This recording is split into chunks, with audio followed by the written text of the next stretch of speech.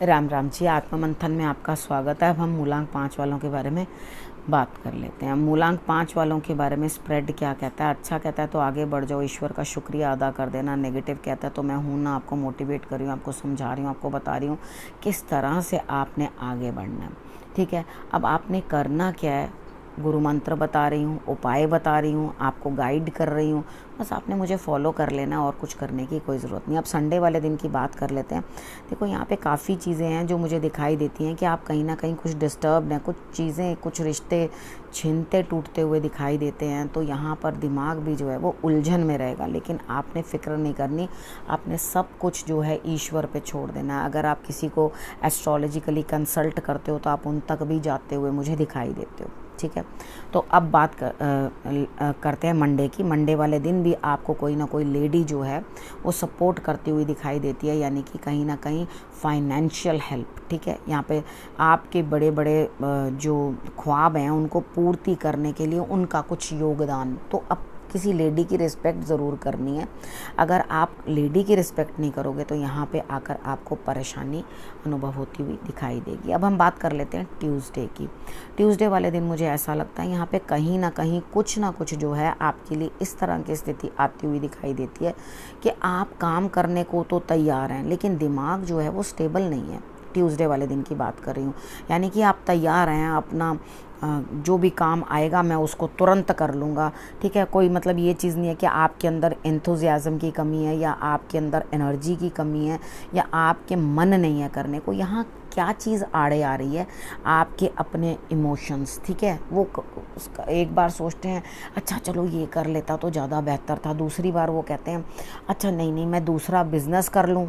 Example ले लेते हैं। ठीक है, कभी आप सोचोगे चलो बिज़नेस कर लेता हूँ, नहीं मैं अपनी जॉब कर लूँ, नहीं मुझे ऐसा कर लेना चाहिए, नहीं मुझे वैसा कर लेना चाहिए। यानी कि आप दो चीज़ों के अंदर खुद ही कंफ्यूज हो, आपको खुद को ही नहीं पता कि आप अपने आप को हैंडल कैसे करो या किस तरह से आगे निकलो। तो मेजर कोई भी डिसीजन ट्यूसडे वाले दिन मत लेना। जो काम आ रहा है जिसका तस कर दो, यानी कि ये नहीं कह रही कि मेहनत ना करो, काम ना करो, आप तैयार हो, कुछ ना कुछ जाओगे तो कुछ ना कुछ करके ही लेकर आओगे। तो यहाँ पर करके लेकर आना। ठीक है, जो कार्य मिल रहा है वो कर लो। अपने इमोशंस के अंदर या नई इन्वेस्टमेंट्स के अंदर कुछ भी हाथ मत डालना। ठीक है, उसके बाद हम बात कर लेते हैं वेडनेसडे की। वेडनेसडे वाले दिन मुझे लगता है आप अकेले हो, अकेलेपन से परेशान हो, मन की बात करने के लिए कोई है नहीं, दिमाग थोड़ा उलझा हुआ है, चाह रहे हो कि मैं किसी के साथ कुछ बात करूं, अपने मन की बात किसी के साथ हल्की कर लें, कुछ बात कर लें। यहाँ पे आपको ये भी समझ में नहीं आ रही, फिर दोबारा ट्यूसडे जैसा ही हाल है, उससे भी ज़्यादा ही नज़र आ रहा है मुझे कि आप मेंटली जो है परेशान हो रहे हो, यानी कि इमोशंस डिस्टर्ब्ड। तो यहाँ पर आपको ये समझ में आ चुका है कि अंदर से कि मुझे अकेले ही रहना है और अकेले ही काम। तो कोई बुराई नहीं है इसमें, अकेलेपन से भी बहुत चीज़ें निकल कर आती हैं। कुछ लोग अकेले में इतने खुश होते हैं जिसका कोई हिसाब नहीं। आप कभी कभी अपने से बात करके तो देखो, हमेशा 4 लोग क्यों चाहिए सिर खाने के लिए? तो कई बार मतलब मैं ये नहीं कह रही हूँ कि आपको किसी की ज़रूरत नहीं है, लेकिन यहाँ पे अगर आज नहीं मिल रहे तो शांत रहो ना, अपने दिमाग को एक तरफ लगाओ। लेकिन आप समझ ही नहीं पा रहे मैं इधर हूँ या उधर हो जाऊँ, यानी कि इस छोर पे जाऊँ या उस छोर पे जाऊँ, दो पाटन के बीच में साबुत बचाना कोई। आपका ये हाल हो रहा है कि मैं दो चीज़ों के बीच में पिसके रह रहा हूँ और मुझे कुछ भी समझ नहीं आ रही। तो कोई प्रॉब्लम नहीं है। ठीक है, आपने करना क्या है? वेडनेसडे वाले दिन आपने शंकर भगवान की आराधना करनी है, आपने शंकर भगवान को जल चढ़ाना है। ट्यूसडे को भी करना, ठीक है, क्योंकि यहाँ पर आप ये करोगे तो आपका दिमाग जो है शांत होना शुरू हो जाएगा। ठीक है, ओम का जाप करके थोड़ी देर बैठो। अकेलापन तो मिला ही है, इस अकेलेपन का लाभ उठाओ। अकेले बैठो, ईश्वर का नाम लो, ओम का जाप करो, तो आप देखोगे आपको बहुत ही बेहतर नज़र आएगा, अपने अंदर से खुद अच्छा लगेगा। अब बात कर लेते हैं थर्सडे की। थर्सडे वाले दिन मुझे ऐसा लगता है कोई काम बनना बड़ा मुश्किल है, आप अकेले करोगे। अब देखा सब दिन एक समान तो नहीं ना होते। अब वेडनेसडे वाले दिन आपको अकेले काम करना था, लेकिन यहाँ थर्सडे वाले दिन आपसे अकेले काम होगा ही नहीं। आपको काम बहुत मुश्किल लगेगा, आप उस चीज़ से निकल नहीं पाओगे, दिमाग कंफ्यूज्ड है, आपको समझ में कुछ नहीं आ रही। ठीक है, दोनों दिन वेडनेसडे और थर्सडे दोनों दिन आपने माँ दुर्गा की आराधना कर लेनी है। ठीक है, और थर्सडे वाले दिन लोगों का सहयोग लेने से शर्माओ मत।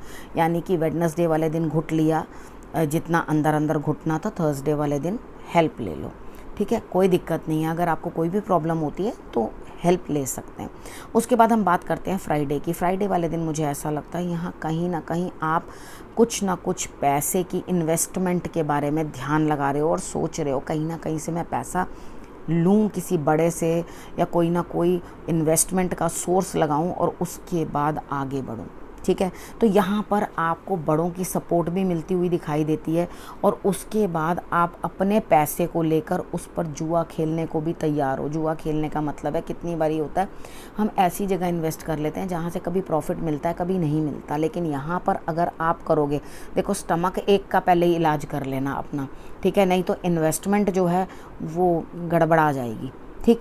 तो अगर स्टमक एक होगा उस दिन फ्राइडे वाले दिन स्टमक में कुछ भी गड़बड़ होगी तो बिल्कुल भी मत इन्वेस्ट करना, ठीक है। सिंपल सा लॉजिक बता रही हूँ। अगर पेट एकदम ठीक होगा, दुरुस्त होगा, कोई गड़बड़ नहीं होगी तो इन्वेस्टमेंट कर लेना, ठीक है। सैटरडे वाले दिन मुझे ऐसा लगता है इन्वेस्टमेंट की तो है, लाभ भी कहीं से मिल रहा है। एक ही दिन में तो लाभ नहीं मिलेगा, लेकिन आपने अपना एक बढ़िया आइडिया जो किसी को बताया है कि ये ऐसा नहीं ऐसा है, तो सामने वाला भी आपको धन देने के लिए तैयार है, ठीक है। तो आपने करना क्या है, अपने आप को ज़्यादा अकड़ा के मत चलो। जैसा माहौल आ रहा है, जिस तरह का माहौल आ रहा है उसी तरह से अपने आप को जो है ढालने की कोशिश करो। सैटरडे वाले दिन आप कृष्ण भगवान की आराधना कर लोगे तो आपको रिजल्ट्स और भी बहुत अच्छे आ जाएंगे। और ये पैसा कुछ ना कुछ प्रॉपर्टी के रिलेटेड भी हो सकता है, तो आप अपनी प्रॉपर्टी के रिलेटेड भी कुछ ना कुछ लोन या कुछ ना कुछ ले सकते हो, ठीक है ना। तो आपको क्या करना है, सोच समझ के आगे बढ़ना है और बढ़िया तरीके से चीज़ों को जो है अपने ठीक ढंग से उस जगह पे प्लेस करना है, ठीक। अब गुरु मंत्र की बारी, सैटरडे तक की तो बात हो गई। अब यहाँ पर है कि जो पास्ट की बातें हैं, पुरानी बातें हैं, वो रह रह के आपको डिस्टर्ब कर रही हैं, ऐसा गुरु मंत्र में आया। आपको रह रह के परेशान कर रही हैं, आपके अंदर से जो है बातें निकल नहीं रही, आप परेशान हो बहुत ज़्यादा इसी से। देखो परेशान होने से कुछ लाभ नहीं होगा। आपको करना क्या है, पुरानी बातों को सोचना छोड़ दो। पास्ट वॉज अ पास्ट, ये सोच के ना तो वो हमारे यहाँ पर आ रहा है। देखो कितनी बार क्या होता है ना, हम लोग ये बोलते हैं, हिंदी में भी बात करते हैं तो बोलते हैं भूतकाल, ठीक है। तो जो भूत होता है वो भूत हमारे पीछे शैडो की तरह लगा रहता है, हम उसे बार बार याद करके अपने आप को डिस्टर्ब करते हैं और उससे ज़्यादा कुछ नहीं करते। यहाँ पे क्या है, आपको ज्ञान के लिए आगे बढ़ना है, अपने लिए नई नॉलेज गेन करनी है, नए आयाम अपने लिए बनाने हैं और आप नया सीखोगे तो आगे बढ़ोगे, ठीक है। तो यहाँ पर आपके लिए जो है ये चीज़ें सारी की सारी जो पीछे, ऐसा भी होता है ना, कितनी बार होता है हमने अपनी स्टडी भी छोड़ दी होती है जिसको हम आगे कर नहीं पाते। तो यहाँ पर मैं चाहती हूँ कि आप अपनी स्टडी को भी आगे करो, यानी कि आप अपनी पढ़ाई को भी आगे करो। तो डेफिनेटली जो स्टॉप हुई हुई पढ़ाई है उसको भी आगे बढ़ाते हुए दिखाई देते हो तो आपके लिए बहुत बढ़िया रहेगा। अब आपने करना क्या है, आपने रखना अपना और अपने परिवार का बहुत अच्छे से ध्यान और अगले हफ्ते मेरे आने का करना इंतज़ार। तब तक के लिए नमस्कार।